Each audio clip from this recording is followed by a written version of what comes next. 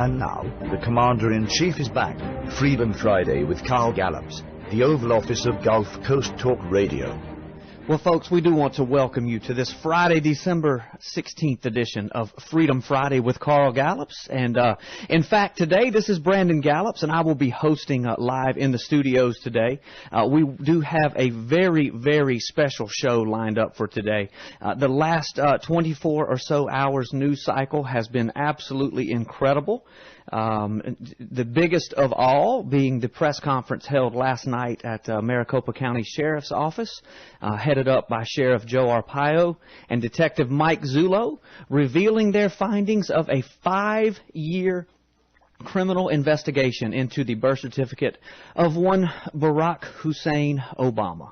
And for anybody that was able to watch that live last night, what an amazing job that Mike Zullo did in presenting that evidence. And in the words of one of the document examiners, presenting the, quote, nail in the coffin when it came to the evidence of the birth certificate posted on the White House website that has now been proven forensically to be a fraud.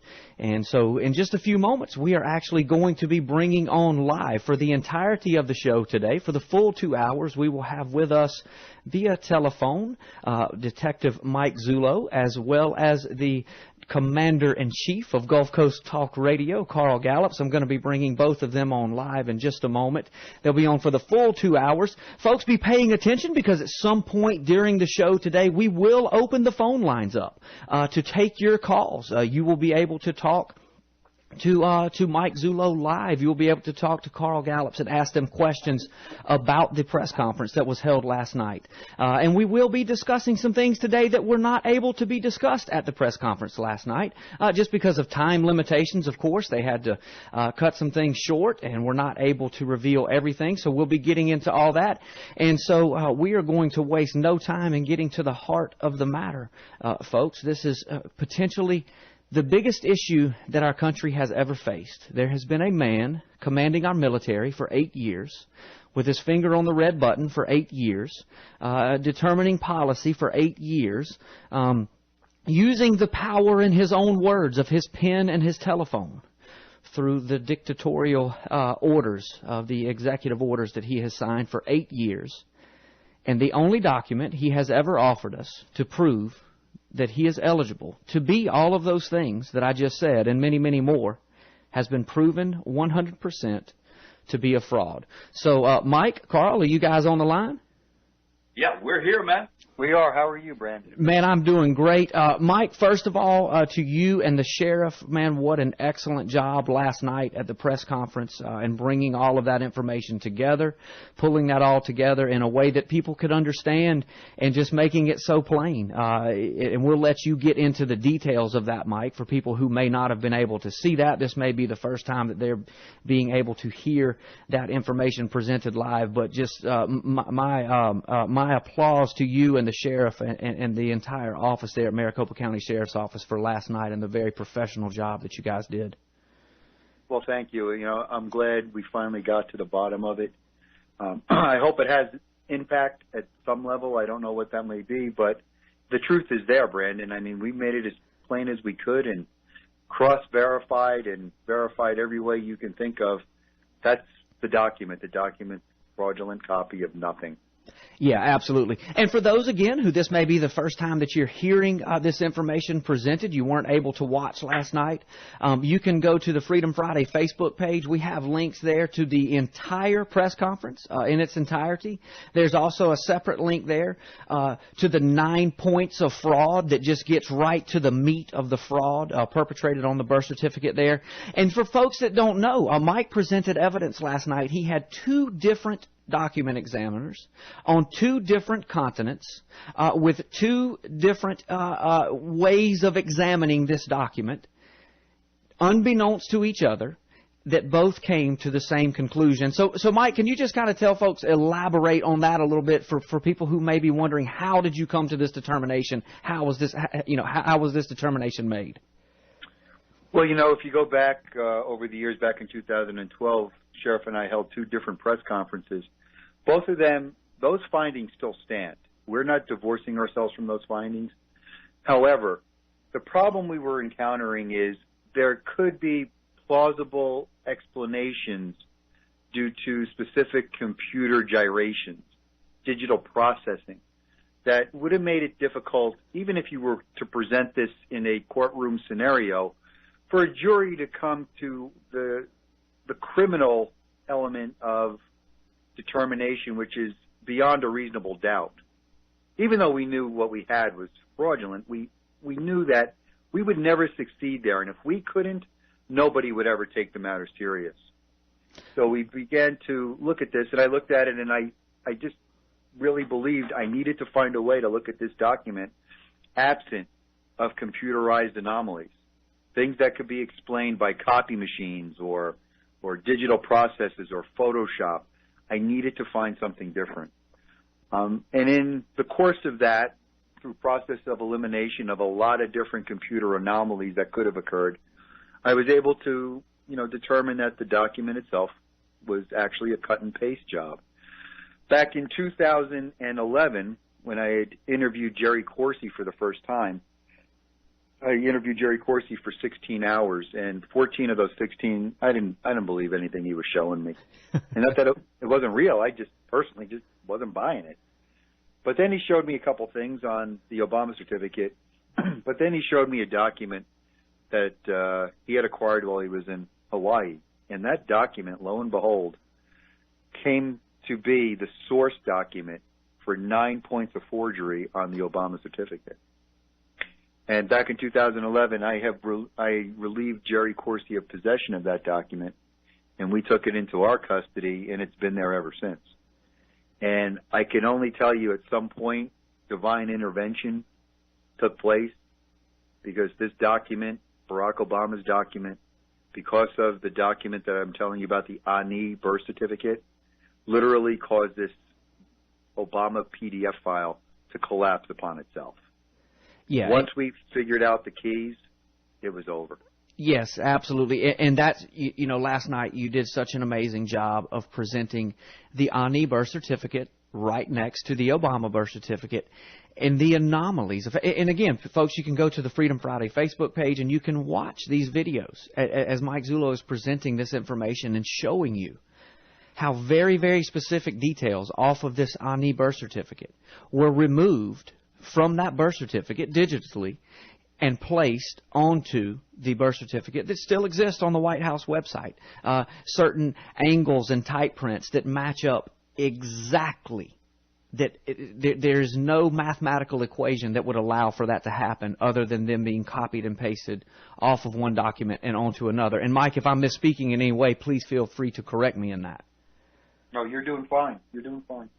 Yeah, so that's what Mike is addressing right now, and that's what you will see on those videos, and that's what a good portion of the conference covered last night. And again, Mike, correct me if I'm wrong, but that is information. Listen, a lot of people, there are 12-year-olds that have looked at the White House birth certificate and said, well, it's a fraud. I mean, there's all these anomalies that exist, like you said, but you had to have something hardcore. And this is what it came down to. You now possess the document that have been proven by two different examiners, two different continents, with two different ways of verification that have come to the same conclusion. This is the document that was used to create the fake document that still exists on the White House website to this day. Yeah, Brandon, that's a great synopsis. Let me jump in and just say it's been an honor to work with Mike Zullo on this and Sheriff Arpaio and to be a little teeny small part of it, but to be sitting here with him today after that press conference is a double honor. And let me say to our listening audience, I just want to iterate and reiterate some things that Mike has said. First of all, let me give just a quick synopsis of the profoundness of this whole thing. First of all, what has been done is, first of all, the President-elect, Donald Trump, has been vindicated. He is the one who forced this issue to eventually force the White House, the Obama White House, to put some kind of document on the government website that they all have been pointing to for the last 5 years, saying this is the identifying document. Obama and his minions have gone on television, comedy shows, and made jokes about his birth and his birth certificate and sneered and snickered at us. The mainstream media has tried to marginalize anybody who dared to ask the tough questions, anyone who dared to question the government narrative. And so all of this time, there's this document on the White House website. Now, in the meantime, what has happened is Donald Trump running for president, and in the general portion of the election, the media literally bullied him, if you can consider bullying Donald Trump, but they bullied him into making a statement to take this issue off the table until he could win the White House. And I understood what he was doing. In fact, I applauded him for doing what he was doing, because I thought the bigger thing was for him to get in the White House, so that if there was any chance of hearing this to its fullest at all and making any changes for the good of our nation, it would be with him, certainly not with Hillary Clinton. So I got that. But now here we are, just a few days away from the Electoral College and a few weeks away from his inauguration, and Sheriff Arpaio and Mike Zullo conclude their investigation, and here's the synopsis of it, Brandon, for the listening audience. Those who have dared to ask the questions, those who have dared to care about whether that document was an actual copy of a valid document or if it was a fabricated forgery, those who have been maligned and marginalized and lampooned and lambasted, you have been vindicated forensically, evidentiary. I mean, this is the kind of stuff that you take to a courtroom to convict somebody of a major crime. And what is it that we have? Here's the synopsis. There are 9 specific points. There may be more, but we know of 9 that have been verified that indicate not only was this Barack Obama document pieced together, manipulated, forged, and fraudulently fabricated, not only was that done, but we now know and possess the source document for creating the forgery, and we know who the source document belongs to. Now, that's profound. You know, that is profound. And then the video demonstrates, and of course the sheriff's office has much higher quality video, and I mean, it's courtroom ready stuff. The stuff on the internet, some people are saying, well, we need to blow that up. We can't see it in detail. But I promise you, in high quality video, the detail is staggering, to the point that these 2 forensics entities, one in Hawaii, one in Italy, not knowing each other, they were working on it, both of them highly qualified, and Mike Zullo can give you their credentials in a moment. All of this stuff, as it was being discovered, was sent to them, and in fact, one of them, the one in Hawaii, discovered one of the most alarming elements on his own.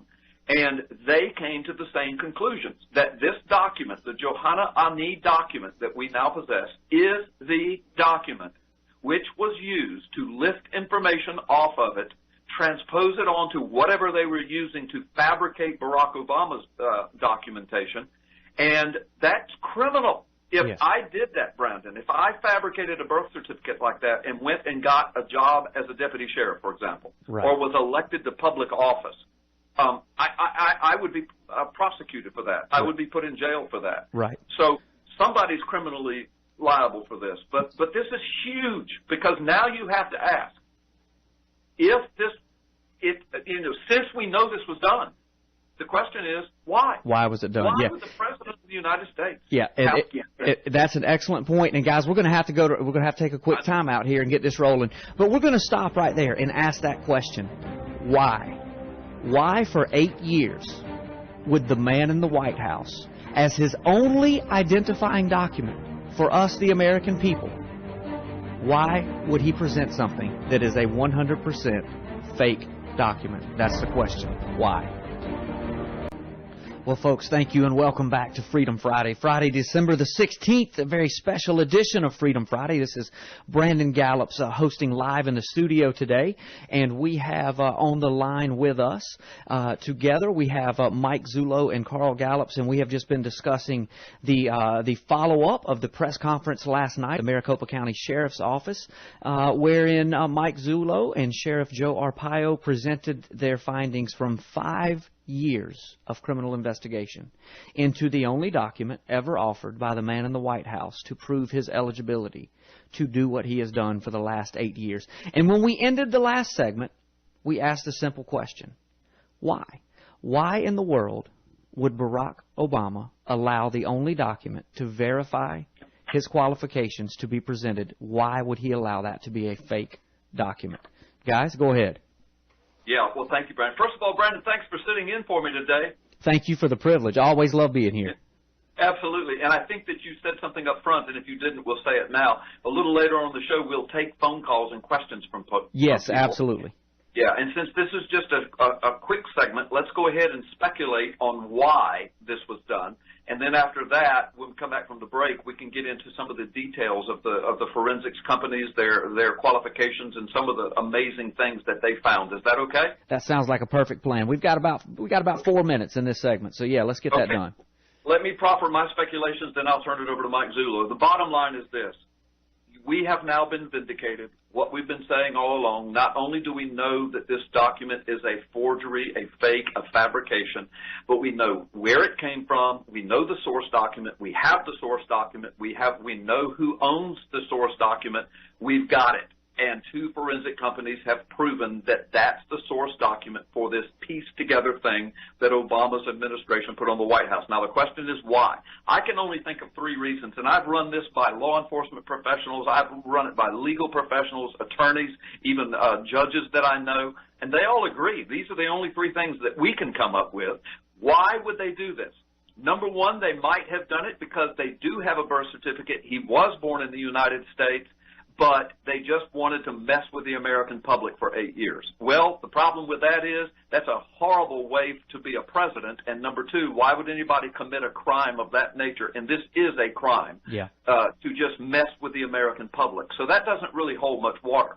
The only other 2 would be that he does have a birth certificate. He was born in Hawaii. Everything is legitimate, but there's something on the birth certificate that he wants to conceal, that he's embarrassed of, ashamed of, whatever. Well, again, why would you commit a crime of this nature and lie to the American public for 8 years, make fun of us, your constituents, for 8 years over something like that? So that's a little weird. The only other thing I can think of, and maybe Mike can think of something else, the only other thing I can think of is he doesn't have an American birth certificate. He doesn't have a legitimate Hawaii birth certificate, and so they had to fabricate one. Now, we'll get into all of that later, but, I mean, those are speculations. But remember, this investigation truly was not about trying to discover where he was born. It was about, is this document a fake and a forgery and a fabrication? Because if it wasn't, then we would just have to accept it for what it was. But now, since we know it is not legitimate, now we ask why. Mike, what's your speculation? Well, I agree with everything you just said. The one thing that's always troubling to me is the Kapolani Maternity Hospital reference on the birth document. The fact that it was first reported to be Queens Medical Center, and they were very quick to come out and say he wasn't born there. The fact that it's Kapolani, the fact that Kapolani had issued at one time a funding newsletter that included a letter from President Obama, like, was it 5 or 10 days after he was president, saying that he was born in the hospital. And when they were challenged by WND, they withdrew the letter because that would have been a crime. That's very suspect because that tells you there is no birth that took place in Kapolani. And when we went there, they were anything but cooperative. So that's always been suspect to me. So if there isn't a birth in that hospital, that would not be a problem in and of itself had the delivery been by midwife, which was very popular in Hawaii in that time period, although that doesn't seem to be the case. So it really starts to point you in a direction, perhaps there was no birth that occurred in the state of Hawaii because they can't put a hospital down there. They don't know where it happened. We just know it happened because he's breathing. So that's one speculation. The other speculation is there was a reported birth. And a reported birth in Hawaii is a compulsory statute that tells Hawaiian officials, if someone comes in and just makes a representation that someone was born, you have to issue a certificate.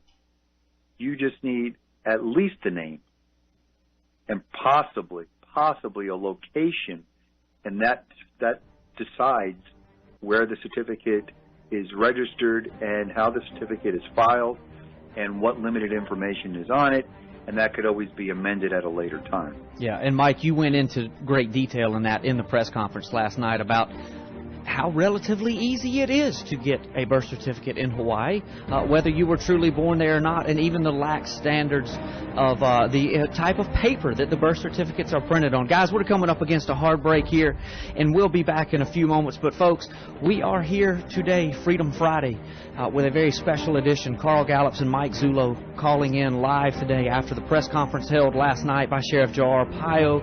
Mike Zullo, Maricopa County Sheriff's Office, releasing 5 years of findings. Folks, the birth certificate on the White House website is a fake. We'll be back after this break. Well, folks, welcome back to Freedom Friday with Carl Gallups. This is Brandon Gallups hosting live in studio today, and we have with us via telephone today, we have Detective Mike Zullo and Carl Gallups both calling in live today, reporting on the aftermath, if you will, of the press conference held last night at Maricopa County Sheriff's Office regarding the fake long-form birth certificate presented on the White House website, still standing to this day, that after a 5-year criminal investigation has been proven by 2 different document examiners on 2 different continents, both of their works, unbeknownst to each other, to be a fake. So, folks, just exactly what you have been hearing here, and only a couple of other places for the last several years. The man in the White House has deceived us all. And isn't it interesting? With all of the talk of fake news, and we have to beware of fake news, the biggest fake news story of the last 5 years is the only document that exists to, quote, prove the eligibility of the man in the White House has been proven to be a fake. Folks, if you were not able to watch the press conference last night, there are links to it in its entirety, as well as a link to the 9 points of fraud. Just a very succinct video that shows you the 9 exact points of fraud that we know for sure exist on the birth certificate. And there may be many more. But you can find both of those. You can simply go to carlgallups.com, and there are links right there on the landing page to carlgallups.com in yellow that you can find those. You can also go to the Freedom Friday Facebook page, and you can find those links there. And I told you guys when we first started the show today that at some point we would open the phone lines to callers. You can call in. You can ask Mike or Carl a question, and I'm sure they would be happy to answer that to the best of their ability. So from this point forward, for the rest of the show, folks, the phone lines will be open. Just a couple of things. Number one, you are not going to call up here and chew out Mike Zullo or curse him out or anything else. I will cut you off, and the only thing that we ask is that you just call and you ask a very direct question, and then be prepared to take your answer off the air, because I'm sure that we are going to have a lot of callers. A lot of people have already called, and we've turned them away so far. But the phone lines are now open. Area code 850-623-1330. 850-623-1330. Mike, Carl, are you still with us? Yes, we are, Brandon. And let me just tell our audience, I am monitoring our email site right now as we're on the air, freedomfriday@netzero.com. I've already got a question that we can answer right here from that. Okay. And there's several questions actually. And I'm also monitoring our Facebook page, facebook.com, and then freedomfriday.carlgallups. I'm not guaranteeing you that we can answer everything coming in that way, but the ones that are interesting and are apropos, we will. So I'm going to read this first question and give it to Mike Zullo to answer. Is that okay, Brandon, while we're waiting on phone calls? Sounds great, and we don't have to wait any longer. The phone lines are jammed. So okay, I figured so. Well, let's deal with this first, and then we'll go straight to the phone lines. So I've got somebody saying, I'm listening to the live broadcast now. Can you review these 3 questions? And here they are. First of all, there must have been hundreds of potential birth certificates that could have been used as a source document to build Barack Obama's certificate. Isn't it odd that one document held by Jerome Corsi just happened to be one of those? There were 696 births apart from Obama and Anis, playing the odds. That seems highly unlikely. You want to deal with that one first? Okay. And there are 2 others. It says, how many other Hawaii birth certificates did you look at to see if they were source documents? And number 3, did you confirm the authenticity of Johanna Anis' birth certificate? Answer those 3 questions, Mike. Well, let's go to the confirmation of Johanna's birth certificate. First off, with the inability of Hawaii to confirm birth certificates unless you have what's quote a tangible interest, you can't walk into the Hawaii Department of Health with a birth certificate and ask them if it's real. You have a big process to go through to get them to do something like that. However, the Ani certificate was clearly marked 1995 in the rear, clearly stamped, and it has a beautiful raised seal on the document. In addition, Johanna had relayed to us that she got the document the same time she applied for her daughter's long-form birth certificate in 1995, and they arrived in an envelope. I have the envelope, we have the contents, we have the other birth certificate. So I would believe at this point that that document is probably full-fledged. She did also try to go back and get another long form, but was unsuccessful because Hawaii would not issue it. Now, this kind of notion that the Ani certificate might be a forgery, I would really ask someone to try to explain to me why you think someone would create a forgery of the Ani birth certificate to prove what? That the Obama certificate is authentic? Yeah. I'm kind of lost in that. Yeah. Kind of lost in that. As a matter of fact, you would commit a forgery to try to cover up the forgery of the Obama certificate. That's right. If you were going to do it. So that's kind of out there. That's out there. The other one. How many other Hawaiian birth certificates did you look at? We had in our possession 9 in our possession, which was all that we could get over the 4 years that we were working on this. The fact is, though, the kind of analysis that was done here, it is improbable to have this number of anomalies, 9 points of forgery, on one document at one time. That's what this is really all about. That's why each document examiner is comfortable in calling it completely inauthentic. In order to invalidate these findings, you have to find another birth certificate that has the same angle date stamps, which hands down is an impossibility. Right. You're going to have to find 3 words, 3 X's, all lining up precisely exactly the same in the same boxes with the same ink splatter done by typewriters. Right. And have them lay over completely and have an astounding replication of the same items, positionally relational to each other, all at the same time. Yeah. And you're not going to find. Right. And Mike, I said this earlier in the show, and I took this from you in the press conference last night. It was Reed Hayes, I believe, one of the document examiners, that said that this was, quote, that one of these anomalies in particular, and you can expound on this, was, quote, the nail in the coffin. Yeah, and I'll tell you about that. That Reed Hayes told me that was like a fingerprint in my business. That's right. And what it is these little X's that are in, 3 different boxes on the document. 2 of those X's, it is clear that they used from the Ani certificate that actually only contains 1 box with this particular X. They used it twice. And what Mr. Reed discovered was when they were doing the cut and pasting, not only did they pick up the X, they had to pick up the little box, and the word above it was N-O, no. And they had to pick that up in its entirety because when the typist originally typed the Ani certificate, the X was out of the boundaries of the box, and the top of the X was bleeding into the letters N-O. So there was no way to separate the X from the box, from the letters. They had to pick it up in totality, and that's replicated twice on the same document. Wow. Same positioning. And the fact is that Mr. Reed, which I didn't mention yesterday, you would have to, as a typist, adjust the carriage precisely to duplicate that, and even if you tried, you wouldn't be able to do it. That's right. We have to remember this was in the 60s. Everything was done by hand. Yeah. Yeah. Well, and you also have to keep in mind, too, that under the assumption Barack Obama's birth certificate was actually created in August of 61, August 9th, and I'm going by memory, the Ani was August 24th or something like that, they would have been 16 days apart. Right.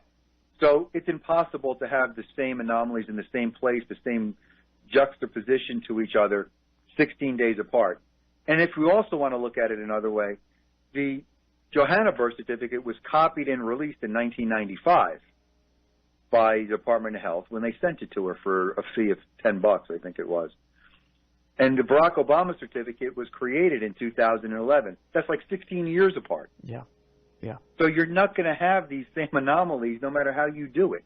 That's right. It's just impossible. And the third question is very important. It goes right back to this. He says, So there must have been hundreds of potential birth documents that could have been used as the source to build. Explain why there could not have been hundreds. What's the problem with that? Well, this is my theory on this. This either goes two ways.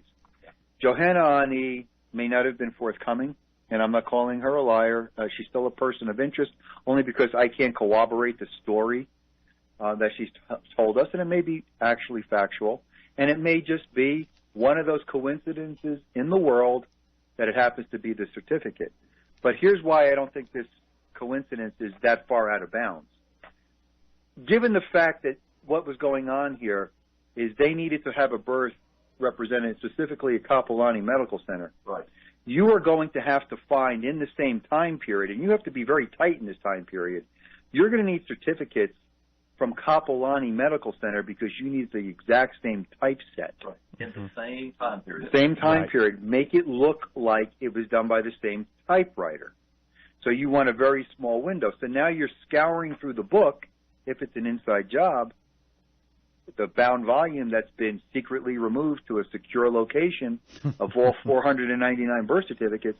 You're looking for birth certificates that were actually done at Kapolani Medical Center. Right. So the bottom line is it would be practically impossible to get a hold of hundreds of copies, even if it was an inside job, that would come right down to that specific time period from that hospital with the same typeset, same typewriter to make a document that looked like it came from Kapolani or Kapolani. So that was a good question the guy asked us. But there's the answer. The answer is, and in fact, you had 9 that you gave to the document expert, right? Yes, we didn't have hundreds.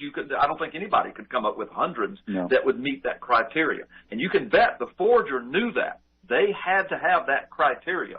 And so 9 that met that criteria is pretty good. I mean, well, let me clarify. They all weren't from Kapolani. They were from the time period. That's right. I didn't have 9 from all from Kapolani, but it didn't matter because the forms are the same.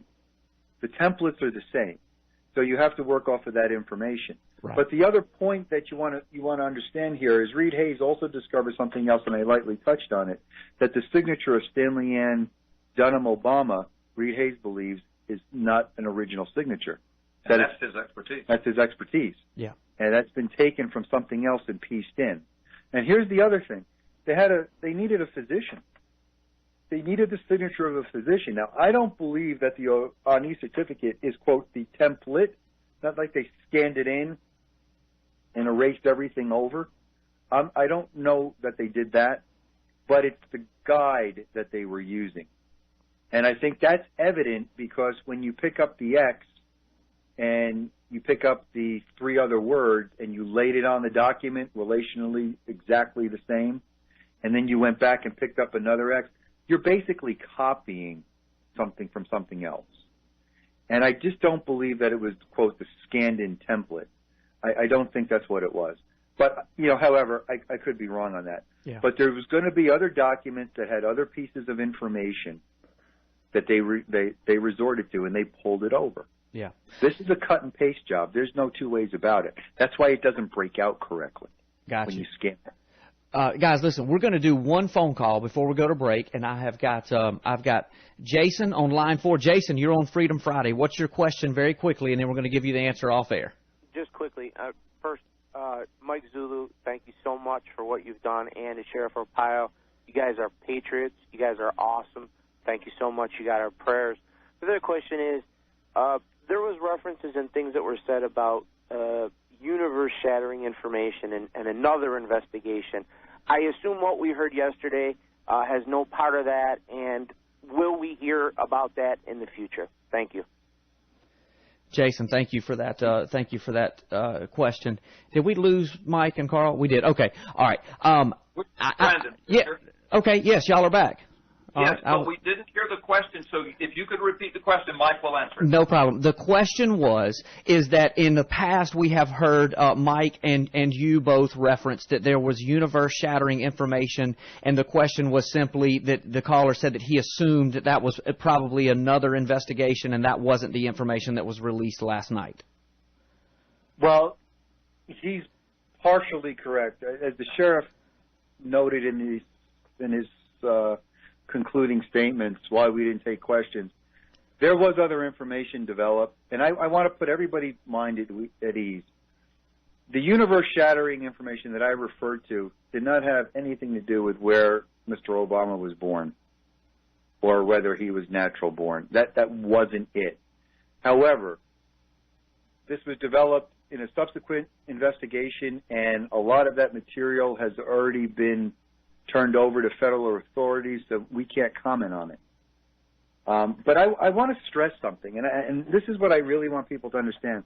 I think people, when they heard universe shattering to them, it was we found out he wasn't born in the country or something like that. Right. And I really want to make this clear, and I apologize if that was the impression that I gave. It was far darker than that.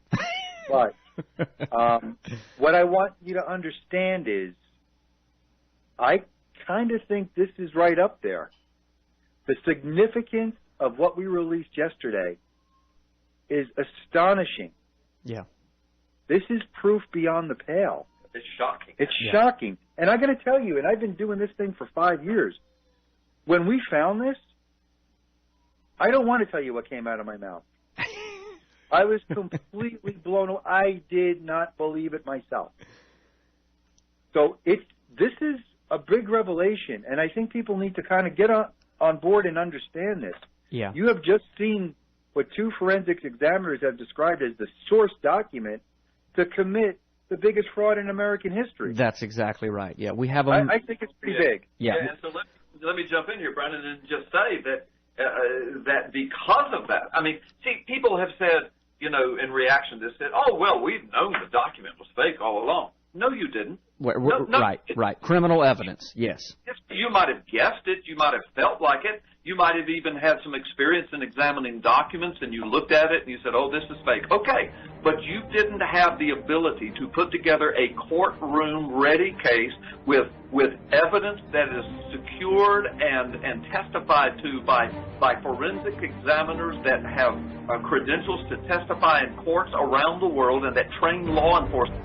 That's right. And, guys, I got to put you on hold. We have to go to a quick timeout, and we'll finish that thought when we come back. Folks, you are listening to Freedom Friday.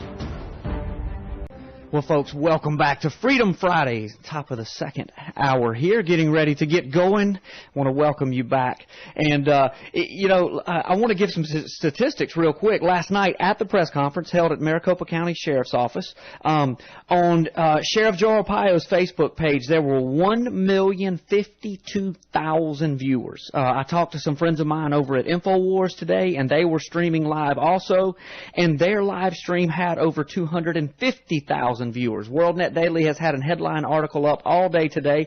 They have told us that they have been getting over 45,000 hits per hour, individual IP addresses at that article. So this information is going out to the world. And I'm bringing back on right now, we've got Mike Zullo and Carl Gallups calling in live. And guys, we've got callers on the line, and we're going to go right to those callers. We're going to go to Marshall on line 3, and I might have just cut him off again. But I'm so sorry about that. It seems like I cut Marshall off trying to get him on the air, but we're gonna work through this little situation. Give me a little breathing room. Mallory is scolding me big time back there today, but we're gonna get these guys back on, and we'll continue with our discussion, a follow up from the press conference last night, and I'm bringing them back on. All right, Mike and Carl, are you guys back with me? Are y'all back with me now? Yes, we're back. Okay, I'm sorry, guys. I cut them off. Don't worry about it. Don't worry about it. Get the caller on. We're ready. No problem. We're going to go to Pete on line 4, and Pete, you're live on Freedom Friday. What's your question? Merry Christmas, everybody. Thank you, gentlemen, for all you're doing, and Miss Mallory. Real quick, Harrison J. Bonnell about the Social Security card. I think that's very important. Can anybody hit on Harrison J. Bonnell? Is that fact or is that fiction? Is it urban legend or what is that? Thank you for your question, Pete. Mike Zullo and those guys took a look at it. Mike? As far as that Social Security number is concerned, first of all, it was never proffered in Arizona, so there's no legal authority for us to do anything with it. But second, the problem with that information is that information was not obtained from verified sources. It was obtained from computer runs from databases that are public databases that come right out with a disclaimer telling you that it's possibly all in error, or it's just mix and match speculations. So we're not going to go anywhere near that issue. I don't know about his Social Security number, and it's just not something that at any time we really focused on. It became a problem because people kept bringing it up to us, and when we looked at the investigation of that Social Security number, it was unreliable. Even a judge had said this is not evidence. And that's what we found. It was not evidence. It's speculation. Thanks for asking it, Pete. Brandon? Yeah, no, that's a good question. And, we have Marshall back on the line. We're going to have about 1 minute here to take Marshall's question, and then we're going to come up against a hard break. But, Marshall, you are on Freedom Friday. What's your question for Mike Zullo? I want to thank them, first of all, once again, for what they've done. And I do agree it's earth-shattering that you have concrete evidence. And I was just wondering if they could speak about the lady, I'm sorry, I forgot her name, that died in the plane crash and how she related to this birth certificate. Loretta Fuddy. Marshall, thank you for your question. Mike? Loretta Fuddy was the individual who was appointed as the Director of Health that released the Obama certificate. Loretta Fuddy was someone that was always on our radar screen. We did not speak about her publicly. She was someone that I would have loved to have sat down and interviewed. If there was anything nefarious going on here, obviously, as the director, she would have known about it. Now, does that mean that she was killed in that plane crash through some foul play? I don't know. I can't tell you. It is a little odd that she's the only one dies in a perfect touchdown water landing. Yeah. But stranger things have happened, so I don't really know. Yeah, absolutely. All right, guys. Well, we're coming up against a hard break here. Folks, you are listening to Freedom Friday. We'll be back right after this break. Phone lines will be open. You can ask questions to Mike Zullo and Carl Gallups. This is Brandon Gallups sitting in on Freedom Friday. And a very special edition of Freedom Friday today on December the 16th. We have had live with us the entire show. We have had Mike Zullo and Carl Gallups calling in from Arizona. This is Brandon Gallups hosting live in studio today, and we've just been doing a follow-up on the press conference held last night at the Maricopa County Sheriff's Office. Sheriff Joe Arpaio, Detective Mike Zullo releasing 5 years worth of findings in their criminal investigation into the birth certificate of one Barack Hussein Obama, the only document ever offered by the man in the White House to prove to us, the American people, that he is even eligible to hold the office, to make the decisions, to do the things that he has done over the last 8 years. And after 5 years of criminal investigation, it is the determination of the Maricopa County Sheriff's Office that that document is 100% fraudulent. 2 different document examiners on 2 different continents, unbeknownst to each other, both came to the same conclusion forensically. The document was 100% fabricated and is not authentic in any way. Phone lines are open, 850-623-1330, 850-623-1330. If you want to call in and ask a question to Mike Zullo or Carl Gallups about any of this, please call in. As I said in the last hour, just be prepared to ask a very direct question and then take your answer off air. We want to keep the lines open and allow as many people to call in as possible. And it's kind of funny. I was reading through, Obama gave Mike, Carl, are you with us here on the line?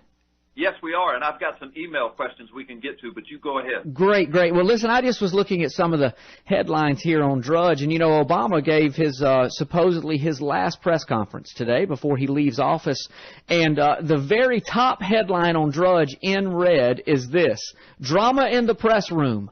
A reporter gets sick as Obama talks. Yeah, I saw Has that anybody video. else ever gotten sick listening to this man talk? I just got to ask the question. I mean, the woman passed out. Obama had to call for his own personal White House doctors to come and attend to her. And the look of disgust on his face when it was going on is priceless. Yeah. I saw that video, Brandon. Yeah, and he coined a new term today in that press conference. He has labeled, we've seen several new terms pop up the last few weeks. The alt-right media, brand new term. And then we have the fake news term, which, of course, Mike Zullo and Sheriff Joe Arpaio last night exposed the biggest piece of fake news potentially in American history. Last night. Yeah, the biggest piece of fake news in American history exposed. No doubt. Yeah. And so, but today, Obama has coined a new term that those of us who now subscribe to the alt-right or to fake news, we are domestic propagandist. Domestic propagandist. Yeah. Uh-huh. So what are they? Well, I have some opinions on that. I don't think we need to get into that right now on live radio. We'll get the station shut down. That's what I want to say to Obama. I'm rubber, you're glue. Whatever you say bounces off me and sticks on you. Their hypocrisy knows no bounds. The hypocrisy knows no bounds. But, you know, for some folks that are just tuning in, I know people are just getting off from work. We've covered a lot of ground so far, but I think pretty revealing to the amount of people that have remained interested in this topic over the years and that want to see justice done in this case. On Sheriff Arpaio's Facebook page last night, over 1 million people viewed the conference live. I talked to some friends at InfoWars earlier today, and they carried the press conference live. They streamed it live. Over 250,000 people tuned in on their live stream to watch last night. WorldNet Daily was running the headline article on this, all day today. It's been center column a drudge most of the day today. And WorldNet Daily let us know that they have been getting upwards of 45,000 hits per hour on their main story on this topic today. So people want to know what is going on with this. People want the truth, and people want justice to be served in this case. So do you guys want to go right back to the phone lines? I have 2 callers on the line, or do you have a email question that we need to address first? Well, we've got email questions, but since we have live callers on the line, why don't we go there first, Brent? All right, we'll do that. We are going to go to Eric on line 3. Eric, you are live on Freedom Friday. What's your question? Yes, thank you. I'd just like to know, now that this document is proven to be a forgery, and Mike Zullo also looked into the selective service card, and that looks like a forgery, do we now have a constitutional crisis on our hands, and is there anything that we can do if there is one? Thank you. Mike, you want to answer that? Eric, thank you for your call. What I think everyone needs to understand is the mission of the Maricopa County Sheriff's Office in looking at this was not to pursue a case for criminal charges. This was criminal activity, and it was investigational information. We developed this because this is going to end up being a federal matter if it goes anywhere. And this is information that is going to be turned over, like the sheriff said, to federal authorities before January. Is it a constitutional crisis? Well, that's going to be dependent on whatever the federal authorities decide to do with this information. I can tell you this. I am extremely confident that this certificate, as it stands, is inauthentic. It is a forgery. I am pretty confident, too, that the selective service card, as we demonstrated, is another forgery. But those would be document crimes. We don't know what the real reason is that this thing was made. We're only speculating. And that's going to have a big determination if there ever was some kind of constitutional crisis. I guess you could sit here and think, well, we could just roll back everything and erase Obama completely. There's some problems with that theory, and it's been pretty well spelled out in some, other court activities, that once someone is elected, even though they may not have had the right to sit there, things that have been voted on, they usually stand. As far as executive orders, we all know what's going to happen with those. But I'm not a constitutional attorney, obviously. That's a question for them. But look, I'm going to tell you this. After what I have seen, what I've been through for the last 5 years, if an investigation was opened on this document, this is going to go bad for a lot of people as it unfolds. Yeah.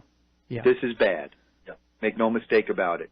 How this ends up, I have no idea. It's going to be out of my hands relatively soon. And think about it, just philosophically speaking, Congress has been complicit in this because they never bothered to examine the information. That's right. The media has been complicit in this because they never bothered to vet this. Congress is particularly constitutionally liable because the Constitution is clear that the Electoral College is supposed to vet the eligibility of the candidates, and they never did that. The Congressional Research Office verified that in writing a few years ago, and we posted that on PNN. It was never done. So they're complicit. The media is complicit. Federal courts are complicit. This thing was kicked around like a can down the road for years. Nobody would take it up and hear the case on its merits. Nobody would do it. So, people, the DOJ is complicit. Federal law enforcement might be complicit, philosophically speaking. So So you can imagine that a lot of people are going in protection mode right now, That's probably. Right. And so that has to be overcome. Well, we'll see. We've got a man that's getting ready to be president that was trashed and called a birther over this issue, and he's the one that got the thing put there, and now we've discovered it's a complete forgery. So this vindicates Donald Trump. It vindicates him. Yes, it vindicates Sheriff Arpaio and Mike Zullo and myself and anyone else who dared to ask questions against the government narrative. But it vindicates the next president of the United States.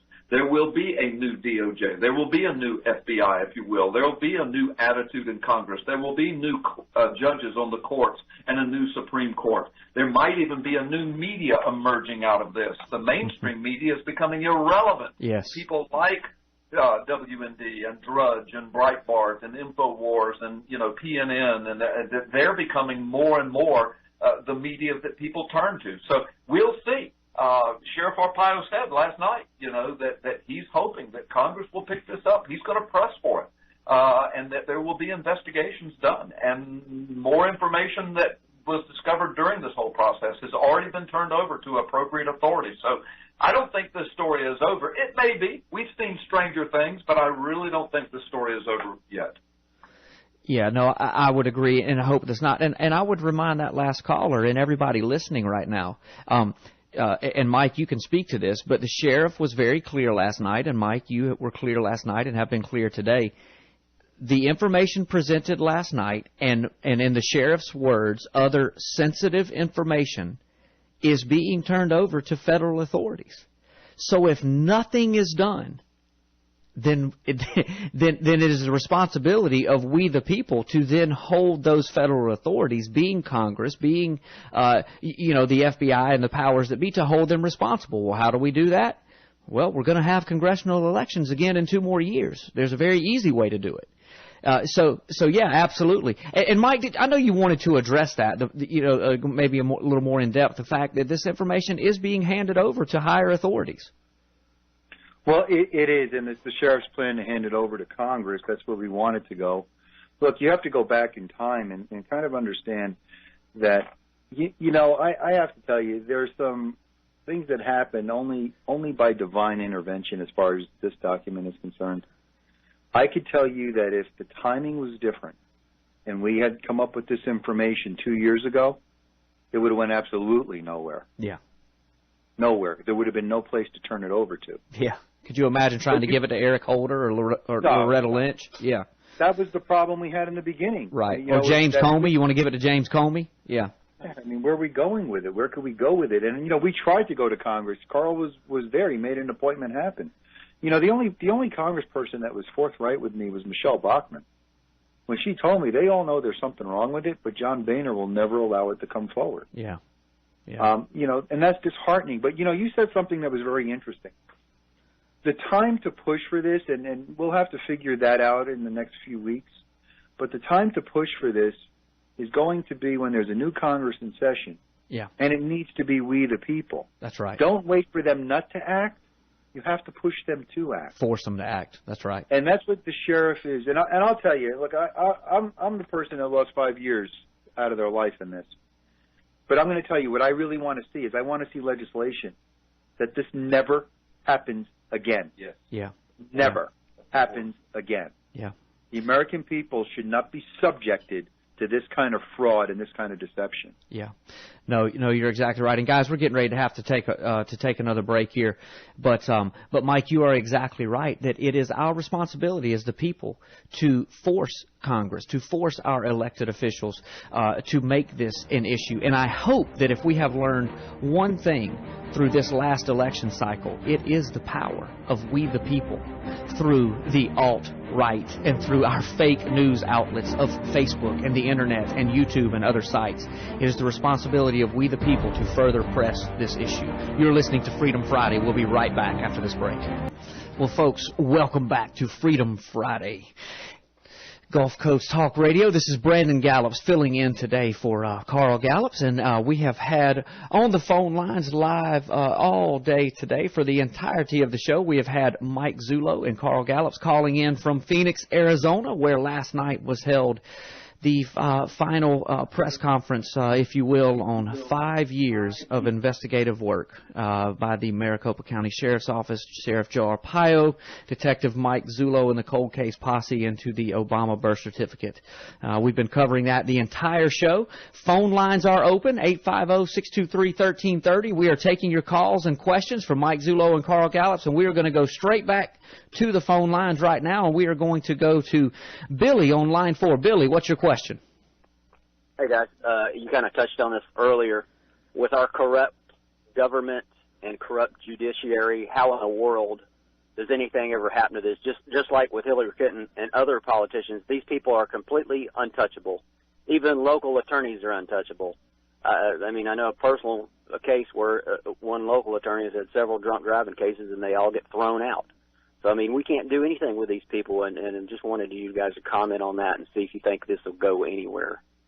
Billy, thank you for your question, and that is an excellent point. A lot of corruption at all levels of government. Guys, y'all want to handle that first? I certainly have some thoughts on it, but y'all go ahead.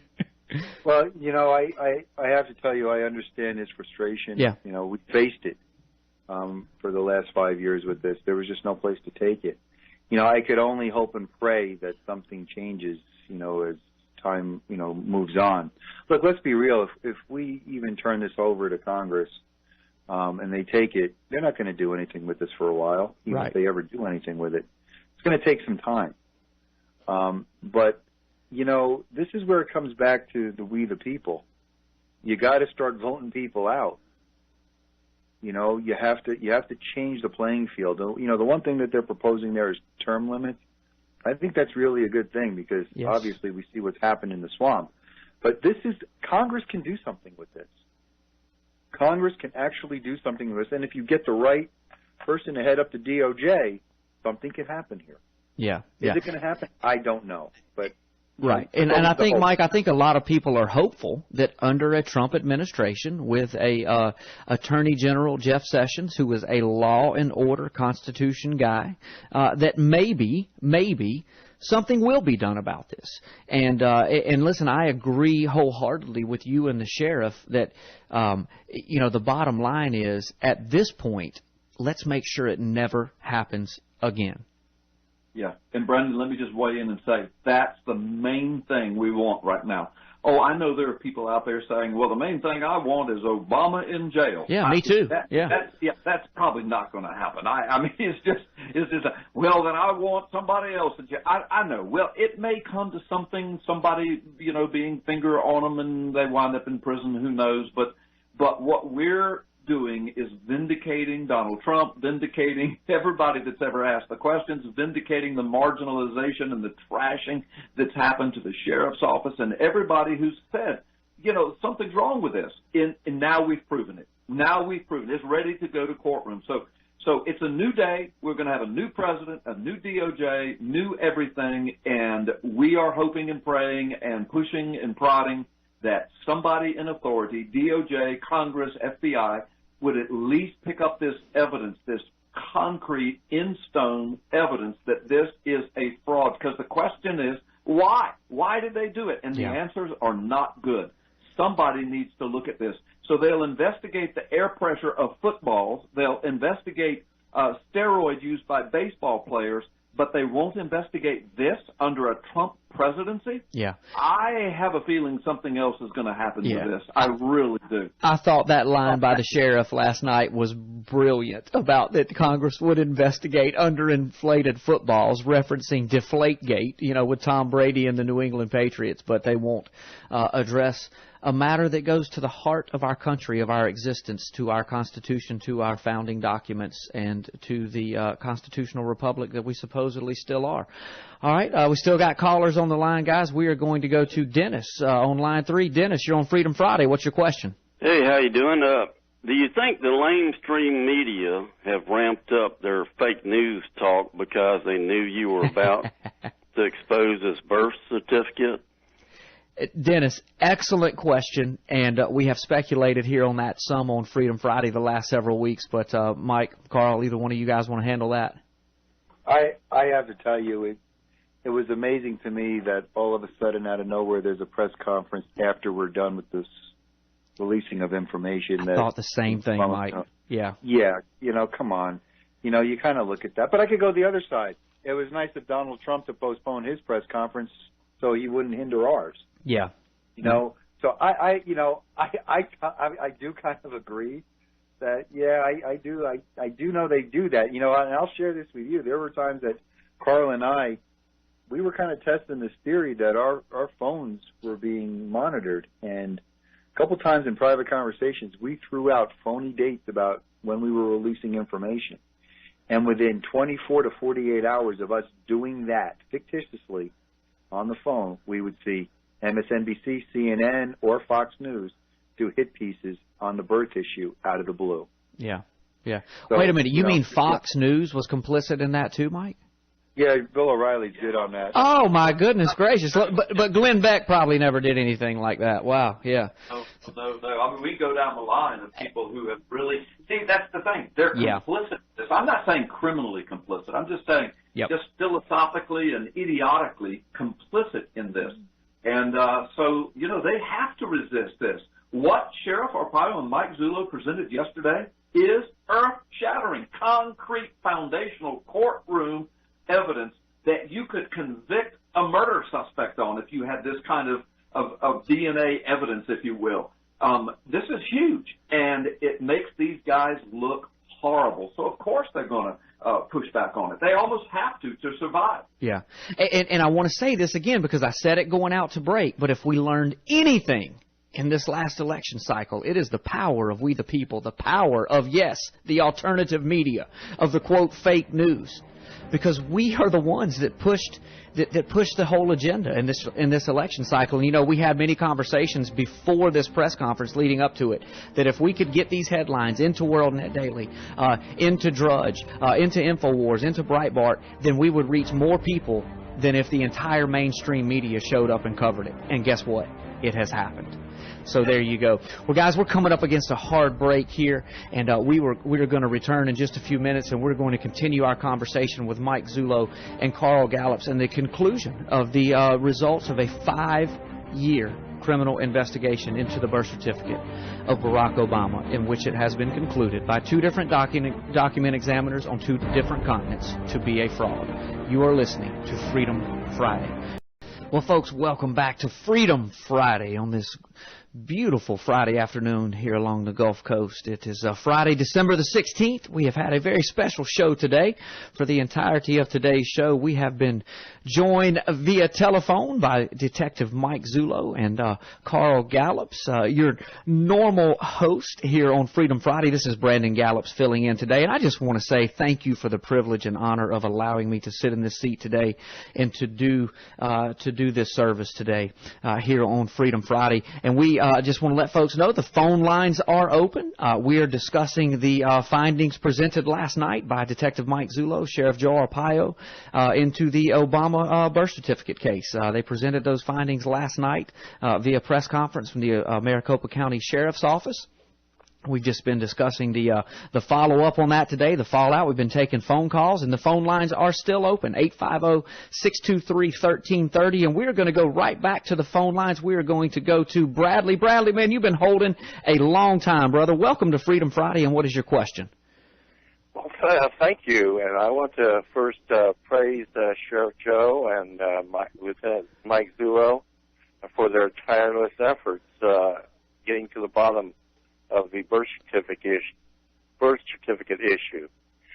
Now, my question is, in your opinions, should Donald Trump's first executive order be to strip Barack Obama of his international passport? Bradley, interesting question. A lot of giggles and chuckles going around here. Yeah, here's the answer. Yes, he should. Next question. Next caller, next question. Someone decided that. I actually wish he would just use it and leave. Yeah. So I'm good either way. Maybe he and Hillary could catch the same jet out of town. But, there you go. Yeah, it's interesting, guys. Before we went to break, one of the callers asked, did we think that this whole fake news agenda was brought out ahead of the press conference? And, Mike, you addressed that a little bit, and then we came up against the break. But, isn't it amazing? You have two of the biggest political players in the world that are absolutely under the gun right now. You know, Obama with the birth certificate issue, and Hillary and all of her troubles linked to different emails and all the speculation going around there of different things that, you know, some of those emails could have been code worded about and everything, that this fake news agenda hit right now. You know, and the internet and all of these supposed fake news websites have been around for a long, long time. But it is interesting, the timing of all these events. Well, you know, Brandon, really quick on that. This press conference that he held today could have been scheduled for him breaking out off of his vacation. Yeah. And because of what the sheriff did here, they had to move it up. Yeah. Yeah. No, this is choreographed. Yeah, no, and listen, we've said it here, I don't know how many times, there is nothing that happens on the national and world scale that is not a calculated, and you just said a brilliant word, choreographed move. And there's absolutely no doubt about it. And look at what was addressed today in this press conference. You know, I said earlier, Obama has invented a new term today. We are now all domestic propagandist. If you don't agree with MSNBC and CNN and Fox News, you are a domestic propagandist, according. Yeah. We might be domestic propagandists, but they are the original propagandists. I mean, you know, yeah. It's amazing. Well, and all you have to do to figure out which news source you'd rather listen to, look at the last presidential election. Who was right and who was wrong? I keep pointing to these two events, the presidential election and Brexit. The two of the largest events, you know, in the last 100 years of history, you know, on the world stage for Brexit, and then in U.S. history, this presidential election, and the mainstream, the real fake news got it wrong 100% of the time. And it is amazing how often that seems to happen. So, well, look, I know that you've had some questions coming in via email and Facebook, so I think let's address a couple of those questions while we have a minute. Okay. Yeah, let's do. Thank you. And for folks that want to call in, 850-623-1330, we'll take your phone calls as well.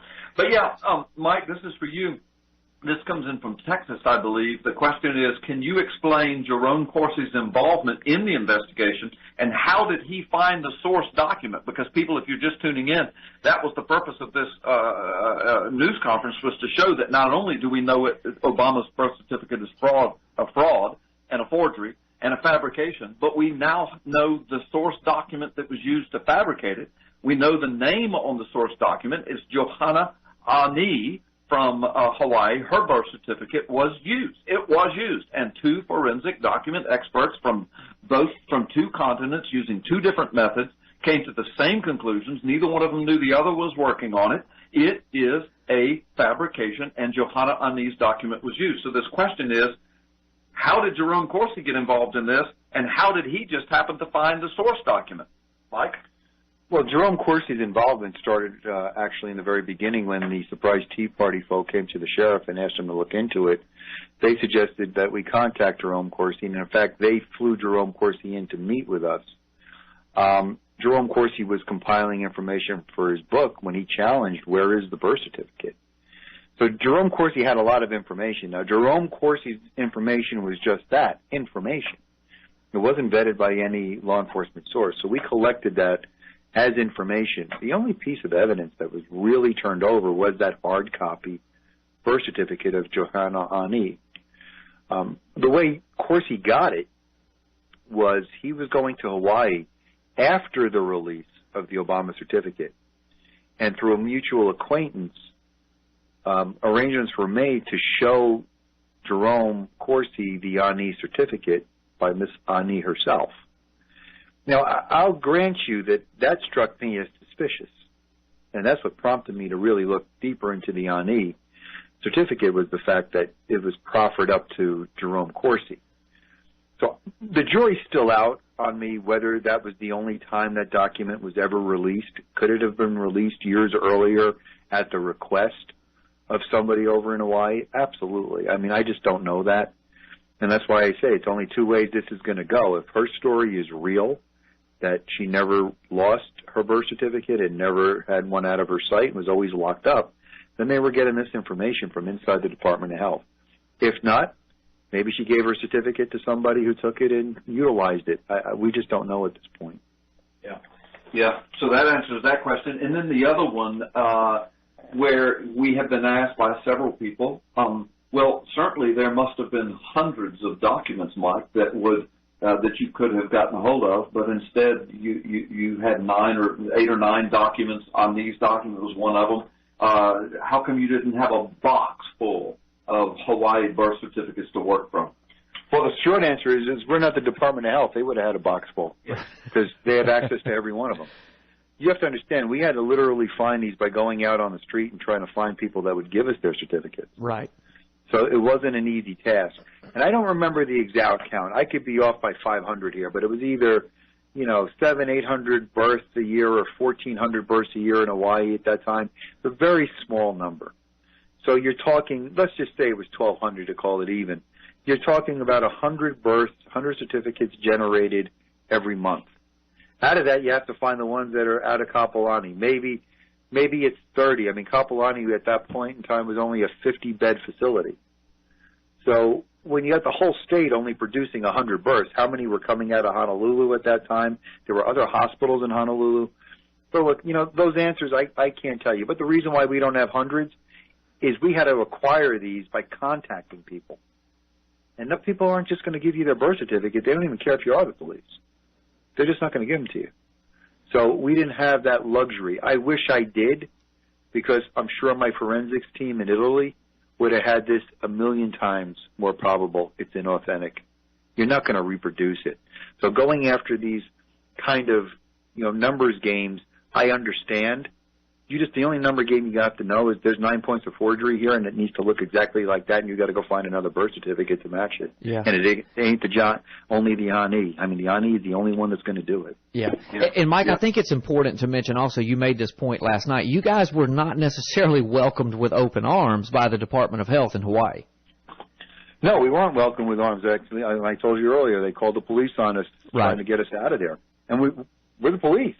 Yeah. And I've never seen that in my life. And I'll tell you that, when I went to attempt to interview Verna K. Lee, they called the police there once they found out who I was and they Googled my name. Verna K. Lee is the state registrar, as appears at the bottom. Everybody thought it was UK Lee. She's Verna K. Lee, the person that was stamping these signatures. She was the registrar that would accept these documents. Yeah. She told me exactly how these things worked, and I went there to interview her personally, and people got in the way and made sure that didn't happen. Yeah, very interesting. Well, guys, we have another caller on the line. We are going to go to Joe on line 3. Joe, what's your question? Yes, I was going to make a statement first if I could. It's funny that Barack Obama would call people domestic propagandizers when he's the one that did the executive order that now allows the federal government to use propaganda on the American public, and where it used to be illegal. Yeah, that happened through the NDAA Act. You are exactly right. Do you have a question for Mike or for Carl? Yeah, my question was about what do they think is going to happen, and it's kind of off topic, but with Obama now, you put this stuff out here, and you know how they always do it. When something comes out that's going to embarrass them, they call it a crisis. And I'm terrified they're going to start something with Russia, because he's saying he went and said that he's going to do something to Russia because they think Russia hacked us, and he said that they're going to hit Russia. And I'm just worried about, what do you think? I guess what can we do to even stop him from starting basically a barn fire as they run out of the White House that Trump's going to have to try to clean up? Yeah. Joe, that's an excellent point, and I'm going to tell you, you're not the only person who thinks that. And let me just give a quote from Obama today in his press conference that he said that we will, quote, take action against Russia for their interfering in our elections. So, Mike, any thoughts on that? I have no idea what that means. Yeah. But let me just address 2 points to you. The truth is being called propaganda now by these people. That's right. That's right. It's like the father of lies calling the truth, a lie. So you don't even know what that even means, all this tough talk. I don't know what he could possibly do. I also don't think it's going to be some big World War III thing. I think Russia would be restrained enough to wait the 20 days or whatever's left before, the changing of the regime.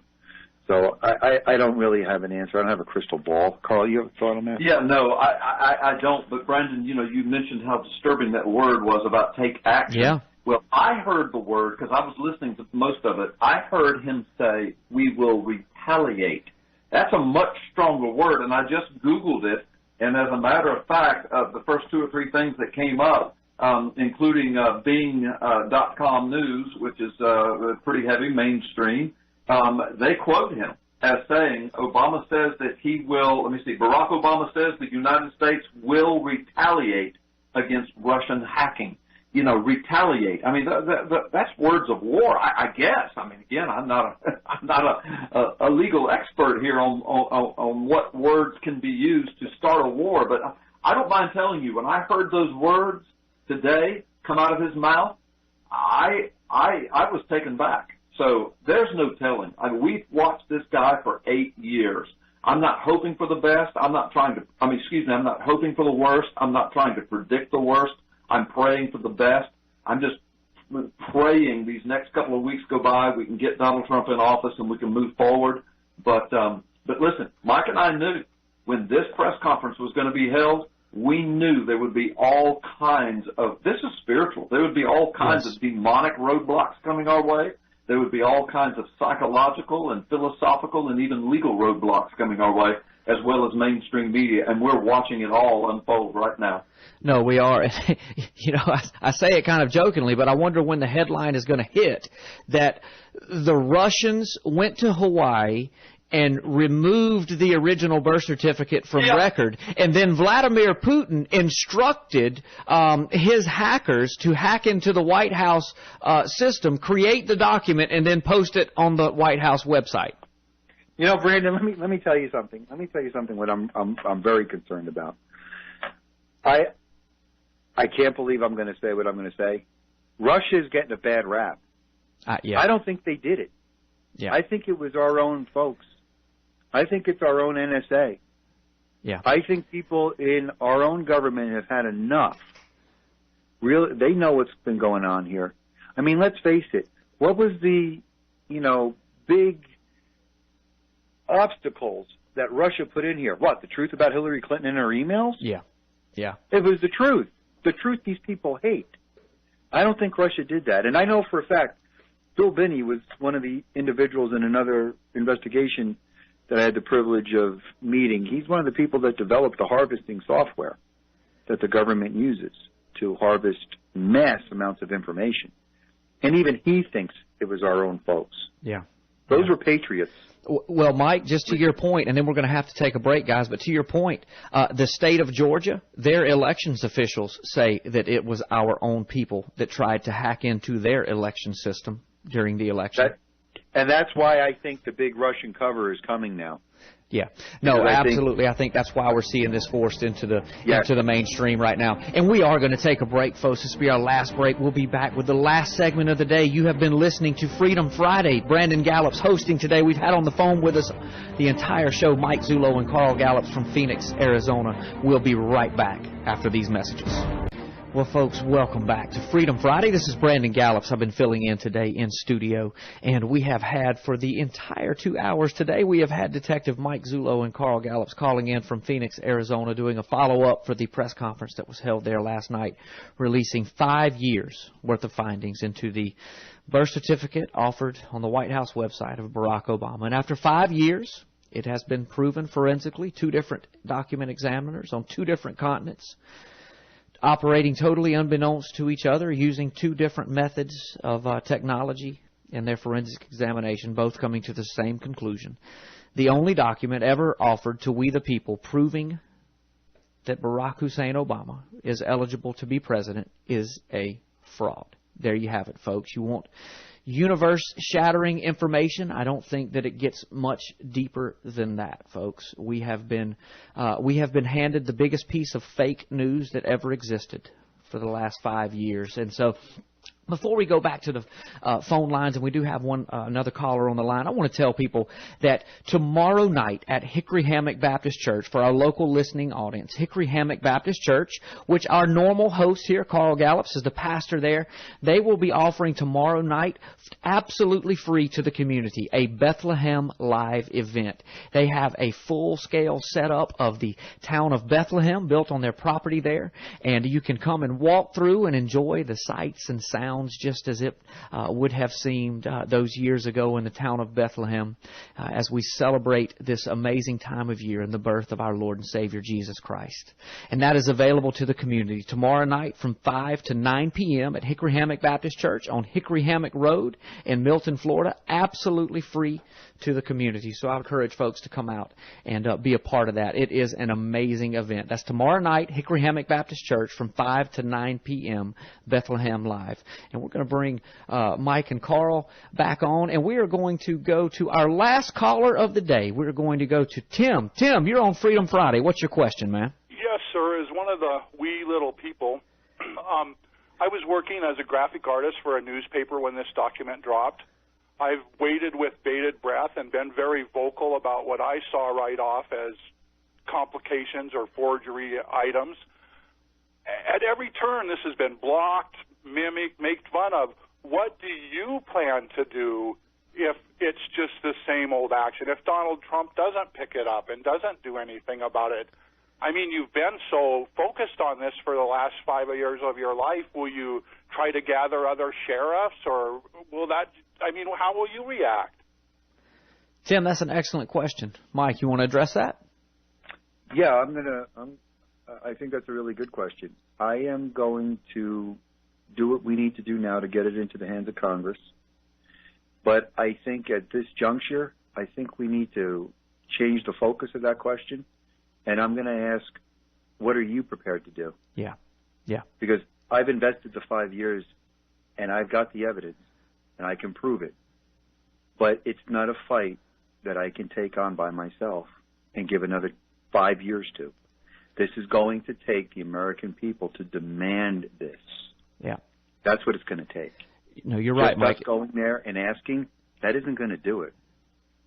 It's going to take a big effort. Yeah. So it's, what are you prepared to do? No, it takes phone calls, it takes emails, it takes storming town hall meetings and blasting out the question, getting run out of town hall meetings, if that's what it takes to get this put into the hands of Congress and to ultimately try and force their hand on this, or just vote them out of office.